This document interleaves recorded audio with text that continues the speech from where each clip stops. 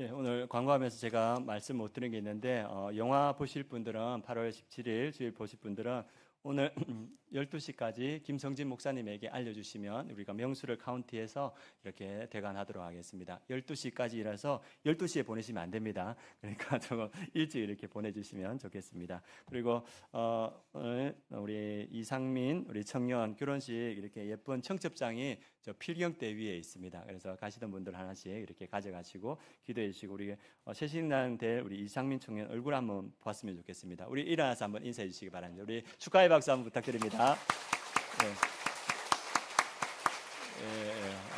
훤칠하게 잘 생겼습니다. 계속 다음 주부터 계속 봤으면 좋겠습니다. 오늘 하나님 말씀 성령과 말씀 이 말씀으로 함께 은혜를 나누도록 하겠습니다.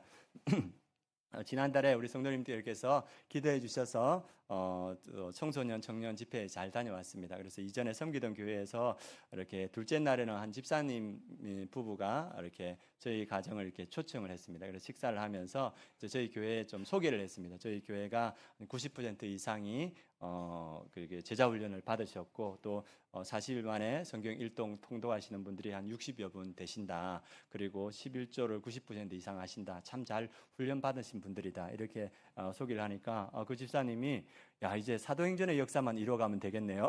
이렇게 이야기를 하시는 거예요. 그래서 아니 어떻게 우리가 사도행전 말씀을 나누는 줄 알고 그렇게 이야기하시나 이런 생각이 들었습니다. 우리를 하나님께서 잘 준비되게 하신 이유는 주님의 일을 하게 하시기 위함인 줄 믿습니다. 그래서 잘 훈련된 우리 성도님들을 통하여서 사도행전의 역사가 이루어져 가면 좋겠습니다. 어제도 이제 말씀을 준비하고 있는데 어떤 60대 이렇게 분이 교회를 찾아오셨어요. 그래서 이렇게 얼굴에 이제 두건을 쓰시고 머리 이렇게 하시고 이렇게 선글라스를 쓰시고 이렇게 찾아오셔서 그래 왜 오셨나 하는데 뭐 전도 비누 이렇게 이야기를 하시더라고요. 그래서 이제 우리 전도팀들이 이렇게 비누를 전도를 했지 않습니까? 그래서 이 얼굴을 다 가린 거 알레르기 이렇게 해가지고 우리 비누 쓰다가 알레르기 생겼나 이런 생각이 드는 거예요. 그래서 이야기를 들어보니까 비누가 너무 좋다고, 비누를 쓰는데 얼굴에 트러플이 다 잡혔다고 한 몇 번만 더 쓰면 낫겠다고 그래서.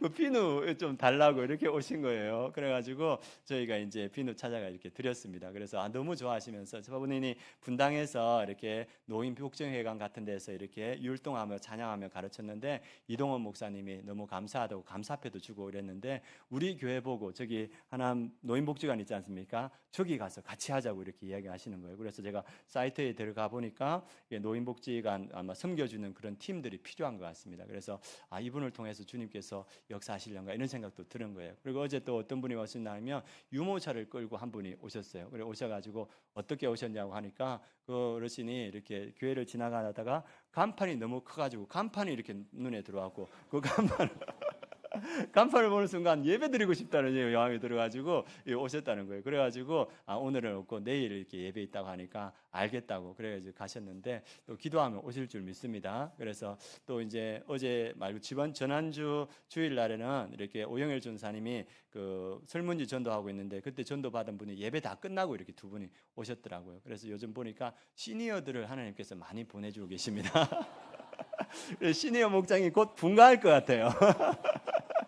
여러분들이 계속 기도해 주시기 바랍니다. 우리가 기도할 때 기사와 표적 예루살렘 교회처럼 나타나게 하시고 그것을 통하여서 영혼 구원이 일어나게 해달라고 기도하는데 하나님께서 그 기도를 들으시는 줄 믿습니다. 우리가 함께 기도하고 목장에서 함께 기도할 때 이 지역에 또 수많은 영혼들이 구원되는 역사가 있을 줄 믿습니다. 그래서 우리 아름다운 교회가 이 시대의 신약교회의 모습을 회복하기 위해서 우리가 가정교회를 하고 있습니다. 그 신약교회 가정교회에서는 주의 기사와 표적이 나타나고 그래서 질병이 치유되고 어두운 것들이 떠나가고 또 회복되는 영혼 구원의 역사가 많이 일어났습니다. 우리 목장에서도 그러한 일이 나타나기를 원합니다. 그래서 오늘 말씀을 통해서 그 초대교회가 예루살렘 교회가 여러 가지 어려운 상황 가운데 있었는데 그럼에도 불구하고 어떻게 복음을 편만히 펼쳐나갔는가 그 말씀할 때 볼 텐데 우리 사도행전 8장 1절 말씀 먼저 함께 보도록 하겠습니다. 예루살렘 교회가 어떠한 어려움이 있었는지 8장 1절 같이 읽겠습니다. 사울은 그가 죽임 당함을 마땅히 여기더라. 그날에 예루살렘에 있는 교회에 큰 박해가 있어 사도 외에는 다 유대와 사마리아 모든 땅으로 흩어지니라. 스데반의 죽음으로 인하여서 예루살렘 교회에 큰 박해가 있었고, 그래서 사도 외에는 다 유대와 사마리아 땅으로 다 흩어졌습니다. 그런데 오늘 말씀 8장 26절에 그 흩어졌던 사람 중에 한 명이 나옵니다. 이 빌립이 나오는데, 그 고난 가운데도 어떻게 복음을 전해졌냐 하면 하나님의 말씀에 순종하고 성령에 순종할 때 복음이 전파되는 역사들을 보여주고 있습니다. 우리 26절 말씀도 같이 읽어보겠습니다. 주의 사자가 빌립에게 말하여 이르되 일어나서 남쪽으로 향하여 예루살렘에서 가사로 내려가는 길까지 가라 하니 그 길은 광야라.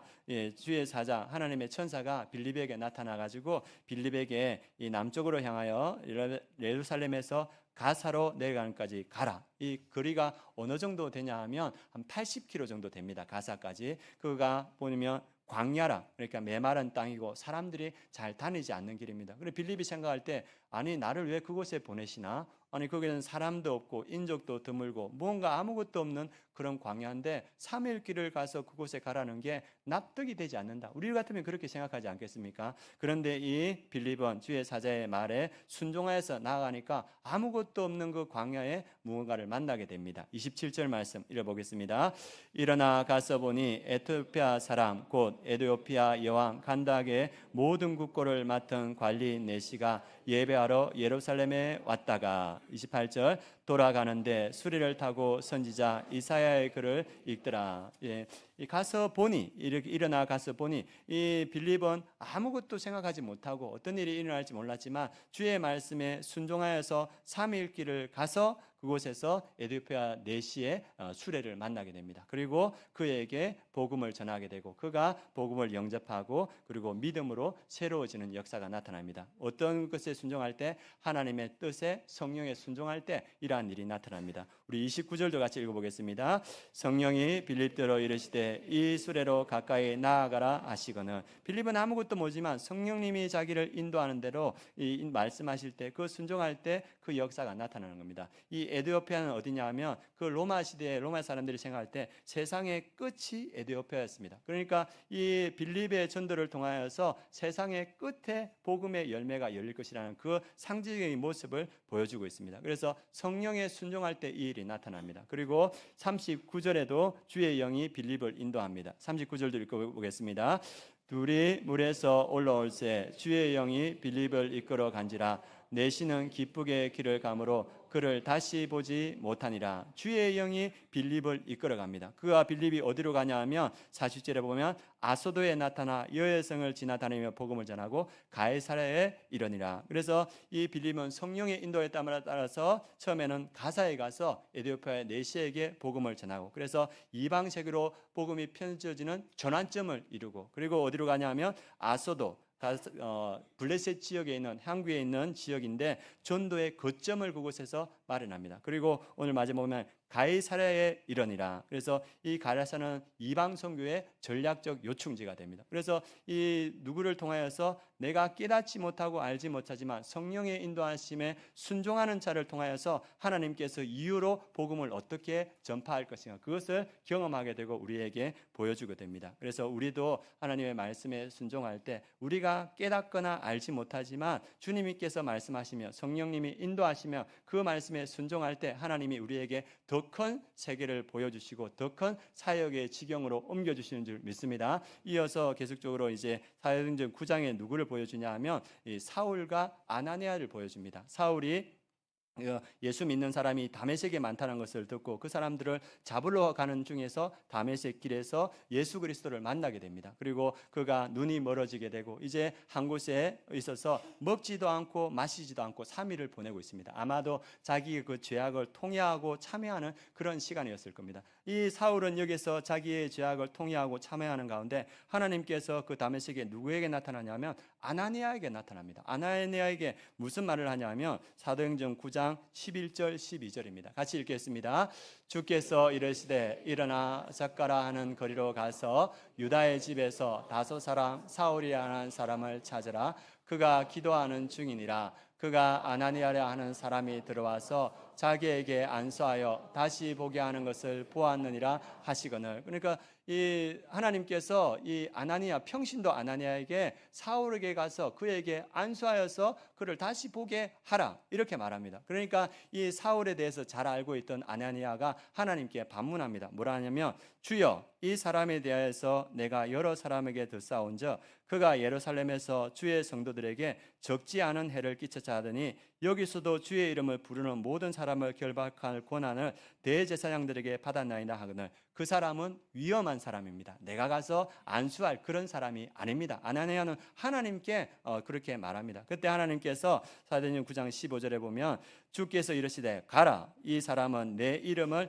이방인과 임금들과 이스라엘 자손들에게 전하기 위하여 택한 나의 그릇이다 이렇게 말합니다. 그래서 이 아나니아가 자기는 이해되지 않고 받아들일 수 없지만 성령님께서 말하니까 그 음성에 순종하여 자기의 이해를 뛰어넘어서 나아갑니다. 그리고 이 사울을 만나서 이렇게 말합니다. 형제 사울아, 주 곧 내가 오는 길에서 나타나셨던 예수께서 나를 보내어 너로 다시 보게 하시고 성령으로 충만하게 하신다. 그렇게 안수할 때 눈에서 비늘 같은 것이 벗겨지고 보게 되고 다시 먹게 됩니다. 누구를 통해서 이 일이 일어납니까? 이 핍박자 사울이 전도자 사울로 거듭나는 일은 뭐냐 하면, 이해되고 납득되지 않는 아나니아, 순종할 수 없는 상황에 있는 아나니아가 그럼에도 불구하고 순종할 때 핍박자 사울이 전도자 사울로 변화된 줄 믿습니다. 그래서 이후로 다메섹에서 이 사울은 이제 눈을 뜨고 복음을 전하는 그 역사가 나타납니다. 그래서 하나님의 우리 생각보다 더 큰 사역은 언제 일어나는가?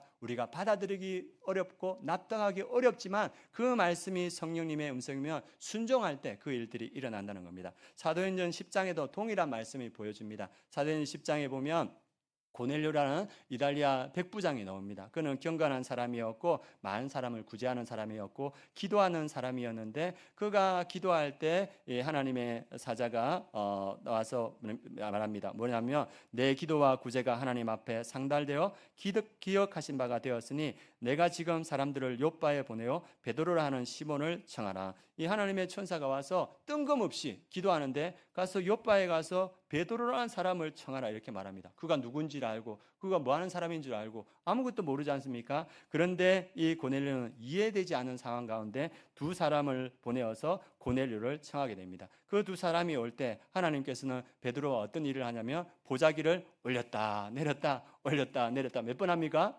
3번을 하지 않습니까? 그래서 베드로가 이게 무슨 환상인가 고민하고 있을 때 그 두 사람이 베드로가 머물던 집에 올 때 성령이 그들을 따라가라 이렇게 말합니다. 그래서 베드로가 이해되지 않고 납득되지 않지만 그 두 사람을 따라서 고넬료 집에 가서 고넬료에게 왜 나를 불렀느냐 이렇게 해서 주의 사자가 당신을 청하라 했습니다. 그 얘기를 들었을 때 이 베드로가 입을 열어 말하되 내가 참으로 하나님은 사람의 외모를 보지 아니하시고 각 나라 중 하나님을 경외하며 의를 행하는 사람은 다 받으신 줄 깨달았도다. 그래서 자기는 이방인의 집에 들어가면 안 되는 거예요. 유대인들은 이방인과 상종하면 안 되는 게 유대인의 법이었습니다. 그런데 성령의 그 음성에 따라서 이방인의 집에 가서 그들에게 복음을 전할 때 그 고넬료 가정에 성령이 충만히 임하는 그런 역사가 나타났습니다. 그런데 이게 문제가 됐습니다. 왜 문제가 됐냐면 이 베드로가 예루살렘 교회에 갔을 때 그 교회 안에 할례파들이 있었습니다. 할례를 받은 사람. 그 사람들이 베드로를 공격하고 비방하는 겁니다. 어떻게 할례받지 않는 집에 들어가서 너가 그들과 교제하였느냐 이렇게 말할 때 베드로가 무엇을 말하냐 하면 그들에게 복음을 전할 때 성령이 그들에게 임하였다. 그러면서 11장 17절에서 이렇게 말하고 있습니다. 같이 한번 보도록 하겠습니다. 같이 읽겠습니다.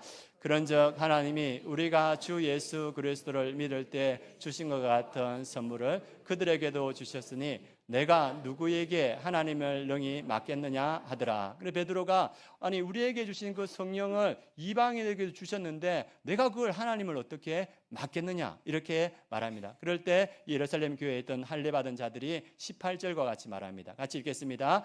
그들이 이 말을 듣고 잠잠하여 하나님께 영광을 돌려 이르되 그러면 하나님께서 이방인에게도 생명 얻는 회개를 주셨도다 하니라. 그래서 예루살렘 교회 그 공회에서 결정했습니다. 이방인에게도 하나님께서 생명 없는 회개를 주셨고 성령을 주셨다. 그들도 믿음의 사람으로 하나님께서 택하셨다. 이것을 공식적으로 결정합니다. 그리고 나서 이제 복음이 폭발적으로 증거되는 역사가 나타납니다. 바로 18절을 읽었는데 19절부터 22절도 같이 한번 보도록 하겠습니다. 같이 읽겠습니다.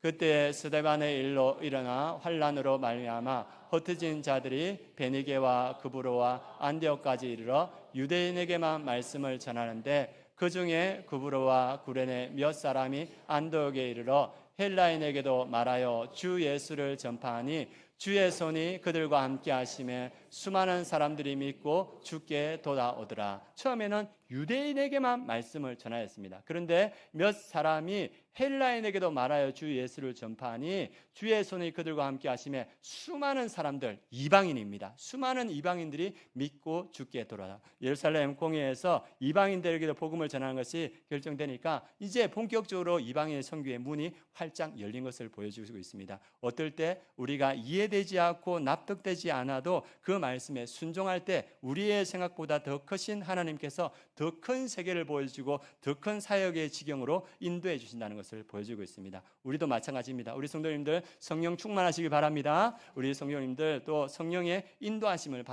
받으시길 바랍니다. 그럴 때 우리의 고정관념, 생각을 깨고 주의 크신 일들을 경험하게 되는 겁니다. 하나님께서 이 사도행전의 8장부터 11장까지 이스라엘 백성들의 그 고정관념을 성령으로 깨십니다. 어떤 고정관념이냐면 8장부터 11장까지 그 2000년 역사 속에서 이스라엘 백성들은 우리는 선민이다. 하나님의 선택받은 백성이다. 그래서 이방인과 우리는 함께할 수 없다. 그 뿌리 깊은 고정관념이 있었습니다. 그런데 8장에 스데반을 통하여서 빌립을 통하여서 고넬료와 그리고 누구를 통합니까? 그 베드로를 통하여서 이 고정관념을 깨가시는 겁니다. 그래서 이 복음이 유대인뿐만 아니라 이방인까지 이르게 합니다. 유대인들은 아브라함의 그 약속, 내 자손을 통해 모든 민족이 보도를 받을 것이다. 이 약속에서부터 선민의식이 시작되는데 모세의 그 시대는 율법을 통하여서 민족 적재성이 세워지고 다윗과 솔로몬 시대는 얼마나 부흥했습니까? 민족적 자부심으로 선민의식이 더 공고해졌습니다. 그리고 바벨론 포로에서 돌아왔을 때는 우리는 혼혈되지 않았다. 우리는 하나님의 선택받은 백성이다. 이런 의식이 더 공고해졌습니다. 그리고 신약에 와서는 이게 확고해졌어요. 그래서 이들은 이방인과 우리는 함께할 수 없다. 이게 그들의 굳어있는 생각이었습니다. 그런데 성령님께서 그들의 생각을 8장에서부터 11장까지 10여 회나 등장하면서 굳어있는 생각을 깨시는 겁니다. 그리고 그 굳어있는 생각을 가진 사람들을 성령으로 깨우치시고 하나님께서 더 큰 세계를 보여주시고 더 큰 사역의 지경을 보여주시는 것을 보여주고 있습니다. 우리가 성령으로 우리의 고정관념을 깨가시길 바랍니다. 그래서 우리가 더 큰 하나님의 세계를 보고 하나님의 더 큰 사역에 동참하는 우리 성도님들이 되었으면 좋겠습니다. 제가 이 말씀을 준비하면서 우리 아름다운 교회 사역을 두고 이렇게 생각하게 되었습니다. 우리 아름다운 교회 성도님들 다 연합해서 잘하는데 어쩌면 나는 저 사람과 함께 사역하기 어려워. 그런 생각이 가질 수 있어요. 나하고 맞지 않아. 그런데 성령님께서 그 사람을 나에게 붙여주시며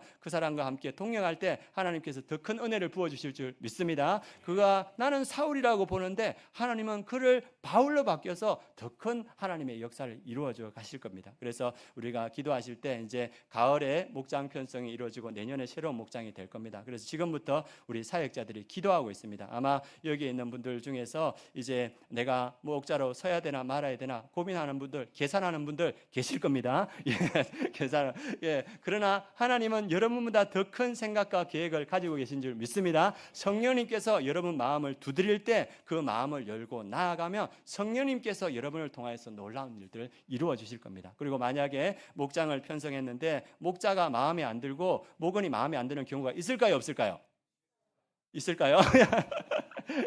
혹 있을 수 있습니다. 그럴 때도 성령님께서 맡겨주시면 성령님께서 그것에 일한다는 생각을 하고 우리는 좋아하는 사람들로 모인 것이 아니라 하나님의 사역을 하기 위해서 우리가 함께 모였습니다. 그래서 나의 호불호를 넘어서 주의 사역을 바라보시고 성령의 인도하심을 바라보면서 더 큰 사역에 나아가시기 바랍니다. 그래서 목자로 부를 때 그 성령의 음심에 순종하시고 또 나를 어느 곳에 보내든 주님께서 사역자로 보이심을 깨달으면서 이 빌립과 베드로와 스데반과 바울과 같이 주님께서 더 큰 일에 쓰시는 우리 모든 성도님들 되시길 원합니다. 그리고 오늘 이 어려움에 있는 이 예루살렘 교회가 어떻게 그 복음을 전파해 가는가. 두 번째는 말씀을 통하여서 이 복음을 전파해 간다는 겁니다. 오늘 말씀 함께 보도록 하겠습니다. 우리 8장 32절 35절 말씀 함께 보도록 하겠습니다. 8장 32절 35절 말씀. 예, 빌립이 그 에토피아 내시 수레에 탔으니까 그 에토피아 내시가 이사야서 53장의 글을 읽고 있었습니다. 우리 32절에서 35절 같이 읽겠습니다.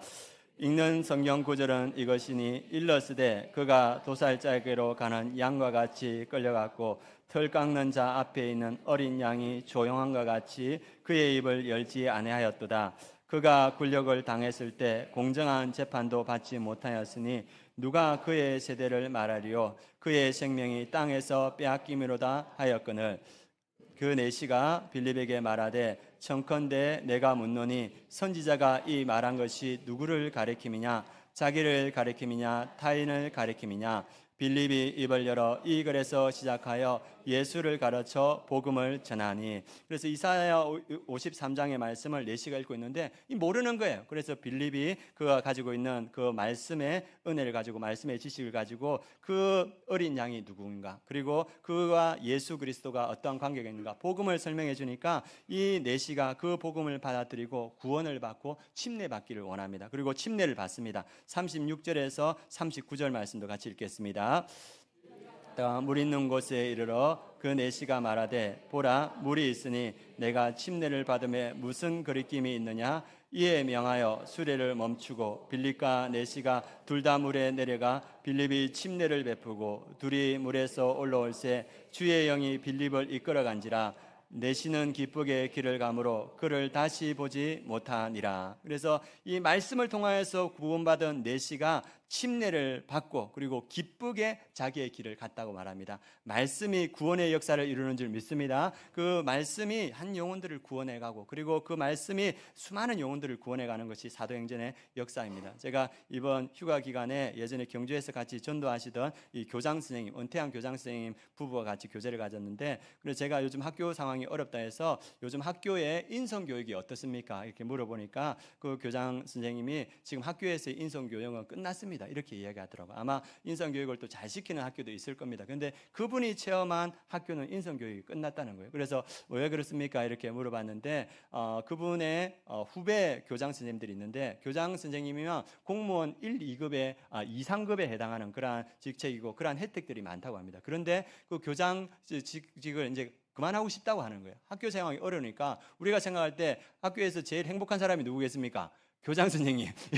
생각하지 않습니까? 쌓이면 하면 되는데. 그런데 학교 상황이 너무 어려우니까 어렵다는 거예요. 그래서 이제 학교도 교장도 내려오고 싶다 이렇게 말하고 있고, 그리고 이 은퇴한 교장 선생님, 교제하는 교장 선생님이 은퇴하고 나서 기회가 있어서 기간제 교사를 갔다고 합니다. 일반 학교의 기간제 교사로 국어를 가르쳐서 아이들을 하는데, 아이들이 한 30명 있으면 대부분 착한 아이들이에요. 그런데 그 안에서 또 못된 아이들이 있지 않습니까? 한 3, 4명 있으면 그 아이들이 수업 시간에 어떻게 하냐면 자전거 체인을 이렇게 가져온대요. 그래서 자전거 체인을 가져와서 이렇게 책상을 이렇게 두루룩 끊는데요. 그러면 그 교장 선생님이 너 그러지 마라 이렇게 하면 가까이 가면 저 안 그랬는데요 이렇게 이야기한대요. 그런데 그렇게 안 그랬는데 했는데 이 아이를 제재할 방법이 없다는 거예요. 그러니까 문제가 생겨가지고 학부모를 불러서 애가 이런 문제가 있습니다 하면 그 학부모가 아이 보고 넌 뭐 잘못 없다, 내가 알아서 할게, 너 들어가라, 뭐 이런 식으로 반응한다는 거예요. 그러니까 학교에서 뭐 인성을 교육할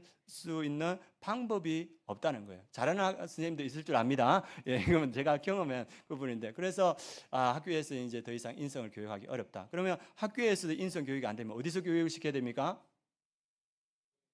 교회에서 바로 놉니다. 교회에서.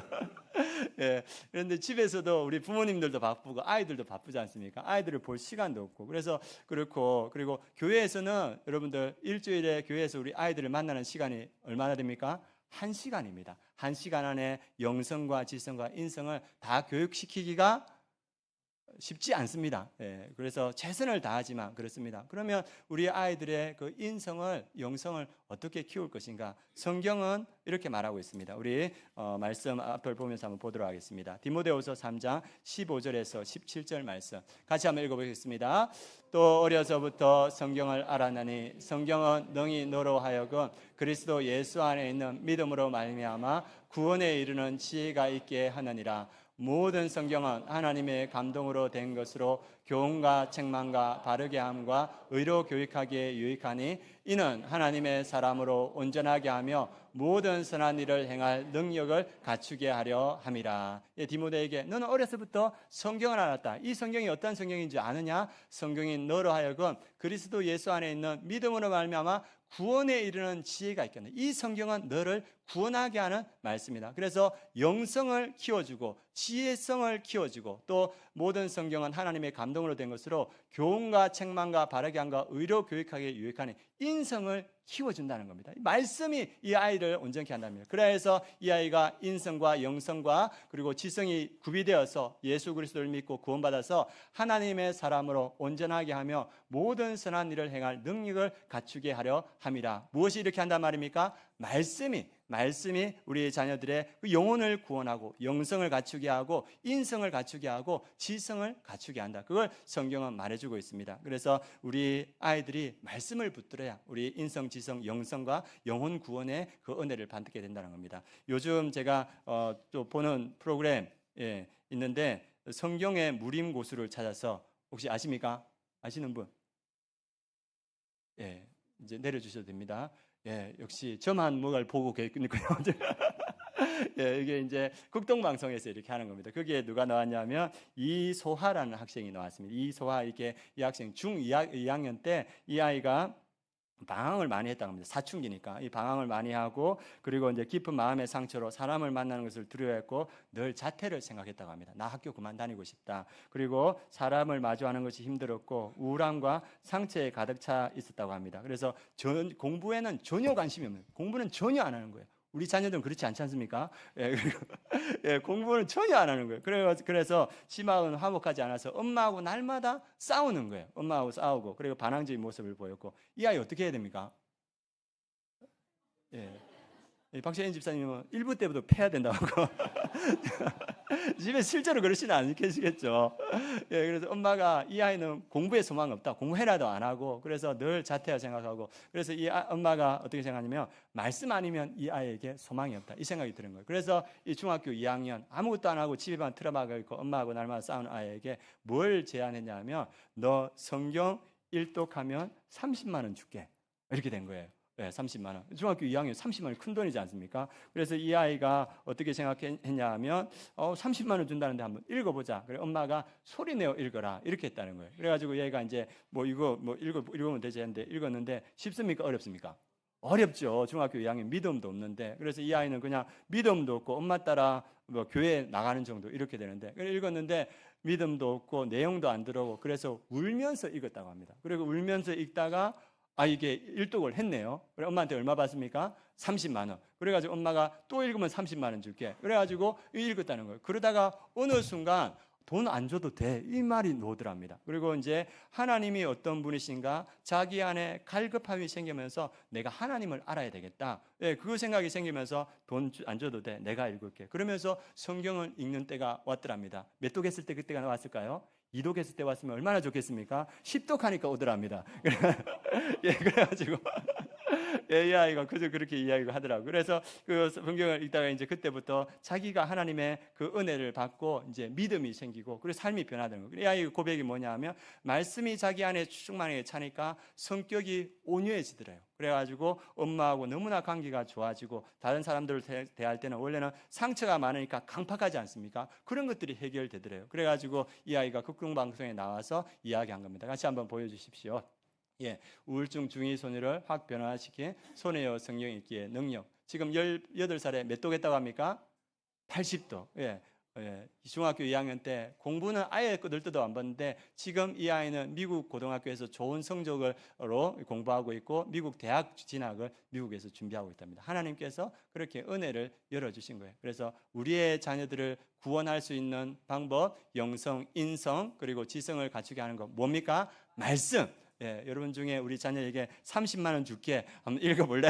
이렇게 하실 분 있는 분도 계시겠죠. 그렇지만 어떠한 방법이든 간에 우리 자녀들이 말씀을 붙들어야 살아날 줄 믿습니다. 그래서 우리도 마찬가지입니다. 그리고 이제 이걸 보면서 또 한 분을 제가 이제 그 성경의 무리모수를 찾아서 봤는데 그때는 문용남 목사님, 울산 한마음교회 목사님입니다. 이분은 이 말씀을 어떻게 해서 읽게 됐냐면 성전 건축을 하다가 성전 건축이 중단돼 버리는 거예요. 얼마나 힘들겠습니까? 2년 동안 성전 건축이 중단되어서 골조만 해놓고 안에 채우지는 못하고, 그러니까 얼마나 스트레스 받겠습니까? 그래서 이 목사님이 어떤 결단을 했냐면 내가 아니고 다른 사람이 오면 더 잘할 수 있겠다. 내가 이제 사역을 여기서 내려놔야 되겠다. 이런 마음이 드는 거예요. 그래서 그 낙심함을 가지고 새벽 기도에 기도하고 있는데, 새벽 기도 말씀 마치고 기도하고 있는데, 하나님께서 자기 안에 음성을 주시는데 성경 읽어라 이 마음을 주시는 거예요. 그래서 자기가 생각할 때 아니 내만큼 성경 읽는 목회자가 어딨냐. 나는 1년에 못 읽어도 사독하고 그리고 많이 읽으면 8독 9독 하는데 아니 경륜은 못해 물만정 이렇게 어려운데 성경 읽으라고 하냐. 그래서 이분이 그 말씀을 일단 순종해 가지고 있는데 그 마음에 한 달에 한 번을 읽으라는 거예요. 그래 가지고 이분이 이제 한 달에 성경을 한 1독을 했는데 1독하고 나서 느낌이 뭐였냐면 야, 한 달에 성경 한 1독하고 나면 다른 거 아무것도 못 하겠다. 이런 마음이 드는 거예요. 그래서 하나님께 아니 성경 읽고 나면 내가 아무것도 못 하겠는데 하니까 빨리 읽어라. 이렇게 말씀하시는 거예요. 그래 왜 빨리 읽으라 하면 지금 목회자들이 성경 한 장 제대로 읽는 목회자들이 있냐 이렇게 물어보더라고요. 저도 보니까 목회가 너무 바쁘니까 말씀을 집중해서 볼 시간이 없는 거예요. 그러니까 성령님께서 이 집중해서 읽으라고 빨리 읽으라는 겁니다. 그래서 그때부터 빨리 읽어서 집중했는데 이분이 이제 성경을 읽으면서 이제 3독을 했다는 겁니다. 그럼 몇 달이 지난 거죠? 3달이 지났죠. 그래서 3독을 하고 이제 3달이 지났는데 어떤 일이 일어났냐면 성도님들이 자기를 찾아오기 시작하더래요. 그러면서 어떤 성도님이 목사님 저 유리 답시다 이렇게 하는 거예요. 그래가지고 목사님이 아니 돈이 없는데요 제가 내겠습니다. 그래가지고 유리가 안 끼워진 건물에 유리 달고 또 어떤 성도님들이 와서 우리 바닥합시다. 목사님 뭐라 했겠습니까? 돈이 없는데요. 그러니까 그 성도님이 뭐라 했겠습니까? 제가 하겠습니다. 이렇게 바닥하고 또 어떤 성도님들은 계단하면 좋겠습니다. 하니까 또 뭐라 했겠습니까? 돈이 없는데요. 하니까 그 성도님 제가 하겠습니다. 그래가지고 이 성전 이 건축이 이렇게 이루어졌답니다. 그 성전 건축이 막 이루어질 때는 바빠서 성경을 못 읽었는데 다시 그 말씀을 붙들고 이 3독을 했답니다. 또 몇 개월이 지났습니까? 3개월이 지났죠. 그죠? 그래가지고 있는데 어떤 일이 일어났냐면 성도님들이 한 30명이 갑자기 이렇게 들어오더래요. 그리고 그분들이 헌금하면서 충성된 성도로 이렇게 세워지더랍니다. 여러분들 우리 교회에 한 30명의 성도들이 왔다면 제가 몇 독 한 줄 알면 되겠습니까? 김현환 목사님이 6독 하셨구나 이렇게 생각하시면 됩니다. 그래서 이렇게 성경을 읽으면서 자기가 변하고 그리고 성도님들이 다 같이 이제 성경을 읽는데 지금은 어느 정도 되냐 하면 성도님 많이 읽는 성도님들은 1년에 30독을 하신대요. 그리고 좀 읽는다 하면 15독에서 12독 그리고 그냥 읽었다 하면 6독. 6독은 그냥 표를 못 내민다 하더라고요. 이 정도로 읽는다. 그래가지고 목사님이 1년에 30독 한다는 거 이거 믿겨집니까? 안 믿겨집니까? 안 믿기죠. 목사님도 안 믿었대요. 그래가지고 그 권사님 물어서 아니 어떻게 30독 하십니까? 하니까 그 권사님이 말하기를 자기가 1장을 읽으면 2장이 보인대요. 2장을 읽으면 3장이 보인대요. 그러니까 이거 쭉 읽어 나갈 수 있는 거예요. 그래서 그 목사님이 권사님한테 의심해서 죄송합니다 이렇게 고개를 숙였다 합니다. 그래서 그런 역사들이 그 교회에 울산 한마음교회에 일어나서 국동방송에 나오셔서 그 목사님이 그런 간증을 하셨습니다. 그리고 또 이제 그 교회에 이 성경을 성도님들이 다 읽으니까 우리 교회도 지금 성경 읽지 않습니까? 그 교회에 어떤 일이 일어나냐 하면 이렇게 그 처음에는 교회가 어려운 지역에 있어서 구제할 사람들이 많았는데 지금 둘러보면 교회에서 구제할 사람이 없어서 바깥에 구제를 하자 이렇게 된다는 거예요. 장로님들도 다 은혜 받고 그리고 자녀들도 이렇게 다음 세대들도 성경을 읽게 되는데 특별히 언제 여름 방학 때 겨울 방학 때 아이들 모아놓고 성경 일독을 시킨다 하거든요. 그래서 그 아이들 중에서 재수하는 아이들이 있었는데 이 재수하는 아이에게 재수할 때 목사님이 다짐한 게 있습니다. 한 명에게 뭐라 했냐면 뭘 다짐했겠습니까?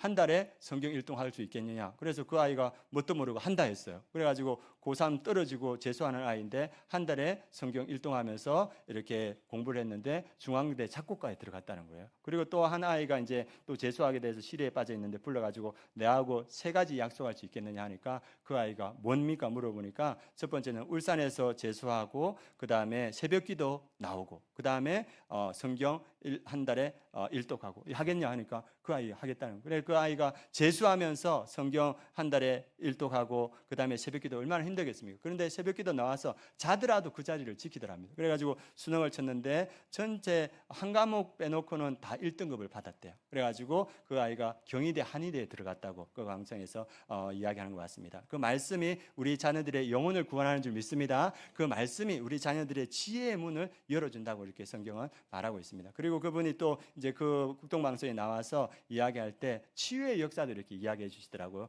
그분의 교회 권사님의 여동생의 남편, 좀 복잡하지요, 그죠? 예, 잘 여동생의 제가 정리를 해야 되겠네요. 그분 예, 권사님의 여동생의 남편이 암에 걸렸는데 폐암에 걸렸어요. 그래서 병원에서도 이제 손쓸 일이 없다 이렇게 했는데 그 권사님이 하도 그 남편을 한번 만나게 달라 해가지고 가서 만났는데 무슨 얘기했겠습니까? 그 목사님이 당신 살고 싶으냐 물어보니까 병원에서도 이제 안 된다고 하니까 살고 싶다. 그러면 내가 시키는 대로 하겠냐? 뭐 얘기했겠습니까? 한 달에 성경 1도 이렇게 하라 하겠냐 하니까 이제 사형 선고 받았으니까 그분이 7개월을 지내면서 성경 7독을 했는데 그 암이 치유됐다. 그런 역사가 이렇게 나타나갑니다. 그래서 그 교회에 어떤 분은 10독을 하고 병이 치유되고 어떤 분은 12독을 하고 병이 치유되는 역사가 나타났습니다. 그 아까 믿지 않던 그 사람도 그 성경을 읽으면서 믿음을 가지게 되고 또 몸도 회복되는 역사가 나타났다고 합니다. 말씀의 능력이 있는 줄 믿습니다. 말씀이 우리의 영혼을 구원하고 우리의 지성을 열어주고 그리고 우리의 삶에 새로운 그 일들을 이루어 가시는 분이라는 것을 보여줍니다. 그리고 마지막으로 그분이 이야기하시는 게 뭐냐 하면 3년에 30도 가신 분이 있는데 그분은 전화해서 너무 성경을 읽고 싶다는 거. 아니 30도 읽으면 매일 읽는 거지 않습니까? 근데 성경을 읽으면 읽을수록 읽고 싶다는 거예요. 집에 나갔다가 바로 들어와 성경을 읽는데 성경을 읽으면서 그 은혜에 감사해서 눈물이 나오고 회개하면서 눈물이 나오고 주님을 너무 사랑해서 눈물이 난다는 거예요. 그러면서 성경 말씀이 너무 좋다는 거예요. 그래서 말씀은 우리가 붙들면 붙들수록 그 안에 은혜가 충만한 줄 믿습니다. 예, 복 있는 사람이 어떤 사람입니까? 주야로 말씀을 묵상하는 자가 복 있는 사람이라고 말하고 있습니다. 그래서 우리 성도님들 말씀을 사랑하는 성도님 줄 믿습니다. 그래서 지금 이렇게 통독도 지금 하고 계시고 또 어떤 분은 필사하고 계시고 암송하고 계시는데 우리에게 말씀이 충만할 때 그 말씀의 능력이 우리의 삶에 나타나는 줄 믿습니다. 그리고 바라기는 여기 있는 많은 분들이 한 달에 성경 1독에 한번 도전해 보시기 바랍니다. 야, 소리가 아주 작아요. 예, 소리가. 예, 말씀의 능력이 있습니다. 저는 이제 1독하고 그다음에 이제 2독째 이렇게 들어가고 있는데 여러분들도 같이 이렇게 지금 하고 있는 것도 열심히 하시고 또 하나님께서 감동을 주시면 한번 한 달에 1독 한번 도전해 보시기 바랍니다. 한 달에 1독 하려면 하루에 몇 장 읽어야 됩니까? 예, 40장. 40장 읽으면 됩니다. 그래서 말씀이 충만할 때 그 말씀의 능력들이 우리의 삶에 나타날 줄 믿습니다. 이 말씀의 능력이 어떻게 나타나는가? 우리 사도행전 6장 7절 말씀 같이 한번 보도록 하겠습니다. 6장 7절 같이 읽겠습니다. 하나님의 말씀이 점점 왕성하여 예루살렘에 있는 여자의 수가 더 심히 많아지고 허다한 제사장의 무리도 이 도에 복종하니라. 이 예루살렘 교회에 하나님의 말씀이 왕성해지니까 제자의 수가 훨씬 더 많아지고 이 제사장 유대교회 그 뿌리 박혀 있던 그 사람들도 이 말씀에 복종하는 역사가 나타납니다. 말씀에 능력이 있다는 것을 오늘 말씀해 주시고 있습니다. 그래서 우리가 말씀이 충만한 우리 성도님들, 말씀의 능력으로 살아가는 우리 성도님들, 그리고 이 초대교회처럼 말씀의 능력으로 영혼을 구원해가는 우리 성도님들 되시길 원합니다. 세 번째, 이 초대교회는 어떠한 방법으로 영혼 구원 이 사역을 이루어가냐 하면 성경 말씀에 성령의 충만한 역사가 합해졌을 때 주의 놀라운 일들이 이루어갑니다. 한쪽에는 말씀이 충만하고 그리고 성령의 충만한 역사가 함께할 때 주의 놀라운 폭발적인 역사가 나타납니다. 여러분들 제가 한번 질문해 볼 테니까 한번 생각해 보시기 바랍니다. 사도행전 8장에서 11장까지 주목하는 세 사람이 있습니다. 누구 있습니까? 바울, 예, 사울이죠. 그때는 또 스데반, 빌립, 그렇죠? 이 세 사람의 공통점은 무엇인가? 이 세 사람의 공통점은 뭐냐 하면 이 사람들은 이방인 선교의 문을 열었던 사람입니다. 이 공통점이 있고, 또 하나는 성령에 충만한 사람이었습니다. 또 하나는 뭐냐 하면 이들이 말씀으로 충만한 사람이었다는 겁니다. 여러분, 나는 스데반은 아브라함부터 모세와 선지자까지 그 공회 앞에서 그 말씀을 논리적으로 설명할 때 그 공회에서 이 스데반을 대항할 사람이 없었습니다. 말씀에 탁월한 사람이었습니다. 그리고 빌립은 이사야서 53장 그 말씀을 그 내시에게 잘 깨우쳐 줄 만큼 구약에 탁월한 사람이었습니다. 그리고 우리가 잘 아는 바울은 가말리알 문화에서 구약을 확실히 잘 배운 사람이었고, 구약으로 끝나지 않고 그가 예수 그리스도를 믿고 복음으로 그것을 연결시킬 사람이었습니다. 그래서 이 세 사람의 특징이 뭐냐면 말씀으로 준비된 사람이었습니다. 이 말씀으로 준비된 사람에게 성령의 충만함이 임하니까 하나님께서 마음껏 쓰시고 하나님의 지경을 열어나는 그러한 일에 쓰임받는 사람이 되었다는 겁니다. 그래서 이 스데반과 빌립을 통하여서 유대와 사마리아까지 복음이 전해지는 그 길이 열렸고, 이후에 구약에 탁월하고 복음에 탁월했던 바울을 통하여서 전 세계에 복음이 전해졌습니다. 누구를 통하여서? 말씀으로 준비된 사람을 통해서. 그 말씀으로 준비된 것으로 끝나지 않고 성령의 충만함이 그들에게 임하니까 하나님께서 마음껏 쓰시고 하나님의 시대에 하나님의 나라를 열어가는 역사를 이루어졌다는 겁니다. 우리 아름다운 성도님들, 아름다운 교회 성도님들, 말씀으로 준비되시길 원합니다. 그래서 지금처럼 말씀 통독하시고 필사하시고 그리고 암송하시고 또 제자 훈련 받으시고, 이번에 8월 26일 중요한 날이죠. 무슨 날입니까? 예, 생명의 삶, 또 최선의 삶, 이렇게 오픈하는 날입니다. 그래서 잘 훈련받아서 준비된 말씀으로 준비된 우리 성도님들에게 성령의 충만함이 임하면 하나님께서 마음껏 하나님의 일들을 이루어 가실 줄 믿습니다. 그래서 세 번째, 하나님께서 그 고난과 핍박 가운데도 하나님의 일을 이루어가는 방법은 뭐냐? 말씀으로 충만한 자에게 성령의 충만함을 더하여 주셔서 이방인 선교의 문을 열고 전 세계에 복음을 전하였다는 것을 성경은 오늘 말하고 있습니다. 그래서 오늘 우리 성도님들, 오늘 말씀하시는 게 뭡니까? 우리가 성령 충만하고 성령의 인도하심을 받으시길 바랍니다. 그리고 우리의 그 고정관념을 내려놓고 성령님께서 우리를 부르실 때 그 음성에 순종해서 나아가면 내가 이해하지 못하고 받아들일지 못하더라도 성령님께 순종하면 성령님께서 우리에게 더 큰 세상을 보여주시고 더 큰 사역의 지경으로 우리를 인도해 주신다는 겁니다. 그리고 말씀으로 준비되어 그곳에 성령의 충만함이 임하면 우리를 통하여서 주의 놀라운 역사들이 나타난다는 겁니다. 저는 그것을 기대합니다. 말씀으로 우리 준비된 우리 성도님들에게 성령의 충만함이 임하며 이 미사와 하남의 서울의 수많은 영혼들이 우리 성도님을 통해서 주님께로 나오는 역사가 나타날 줄 믿습니다. 그래서 계속적으로 우리 말씀으로 충만하시고 성령으로 충만하시고 그 사도행전의 역사를 이루어가는 우리 아름다운 교회 되기를 축원합니다. 우리 이 시간 함께 찬양할 건데, 하나님, 제가 말씀으로 준비되기